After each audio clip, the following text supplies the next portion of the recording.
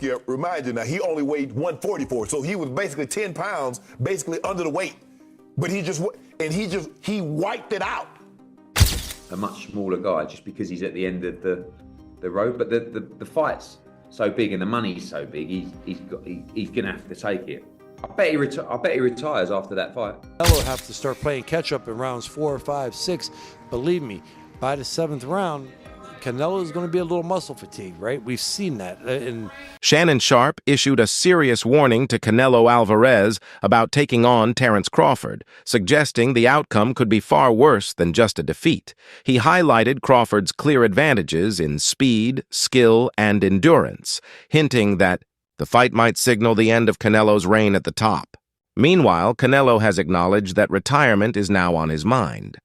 Reflecting on a 20-year career in the sport, he admitted that the urge to experience life beyond boxing is growing, and that at times he simply wants to. Has retirement ever crossed your mind? Have you ever thought about that?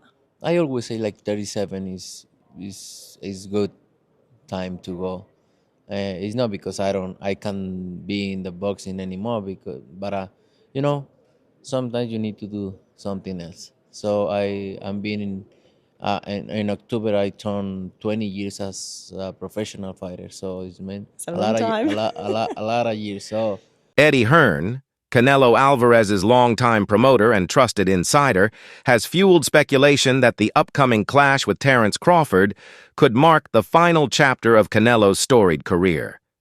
Hearn suggested that this bout might be more than just another high-stakes fight.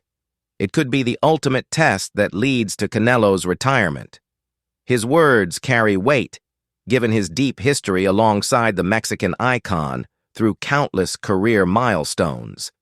After nearly 20 years in the professional ring, Canelo may be looking for closure and facing.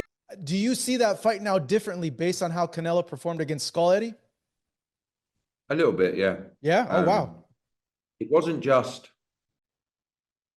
the fact that he couldn't cut the ring off. I just feel like the timing now, the age, Canelo is amazing. I mean, not just because of his ability and what he's accomplished, but the fact that he still has the desire for those training camps and those fights. But I just feel like that desire might be fading a little bit. Not because of his love, but just because of age and life. Do you know what I mean? And don't get me wrong, like the Crawford fight will definitely get him up for it. But I was actually watching that fight thinking I wouldn't be surprised if he retired and actually didn't fight Crawford, because I don't think he'll want to lose to Crawford, a much smaller guy, just because he's at the end of the road. But the fight's so big and the money's so big, he's gonna have to take it. I bet he retires after that fight. Canelo Alvarez's recent outings, particularly against John Ryder and more noticeably William Skull, have raised red flags for Eddie Hearn. He's seen troubling signs: slower hands, diminished head movement, reduced punching power, and a clear decline in the explosive intensity that once defined Canelo's prime. Meanwhile, confidence is surging in the Terence Crawford camp. Bernie, a key member of Crawford's inner circle, didn't just praise Bud as a great, he called him a legend. Perhaps most telling is the shift among Mexican fans. While Canelo remains a national hero, even some of his most loyal supporters are beginning to lean toward Crawford. This isn't just about changing allegiances, it's about recognizing superior skill, drive, and momentum. Bernie noted that Crawford's dominance has earned him global respect. Yeah. Now, the man said, now it's both good. Say, not going to beat me. You say, I'm telling you, I guarantee I'm going to beat you. So you know what I'm saying? That's how Crawford is. That's how he feel. He believe in his heart. And you could tell it. You could look him in his eyes. You know what I mean?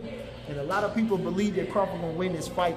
And a lot of Mexican people. Yeah, they supporting him. They supporting him. A lot of Mexican people, you know. So they got their formula why Crawford going to beat him. But it's a tremendous fight. I think Canelo, like I say, is a living legend. You know, everything that he do. A lot of people don't like him. A lot of Mexicans don't like him. But I love him. I think he does everything good in the ring. I think, you know, from swag to everything. I just love Canelo. I can't take it away from him. You know, he had them little allegations and everything. Yeah. And that's a damper on him, but I try not to focus on that. You know what I mean? I know he got in there with the baddest guys, the toughest guys, and he came through with flying colors. So I give him all the credit, going up there fighting Bivol when nobody knew who Bivol really wasn't paying attention to him. That man was a 25-year-old champion, the reigning champion, title defense under his belt, and young and good. And Canelo fought him. So, you know what I'm saying? That was a challenge. You feel me? Had the height, had the reach, had a lot of, you know what I mean? So I give Canelo none but credit. I thank him for allowing us to get this fight. And you see what Crawford said. I didn't get to get,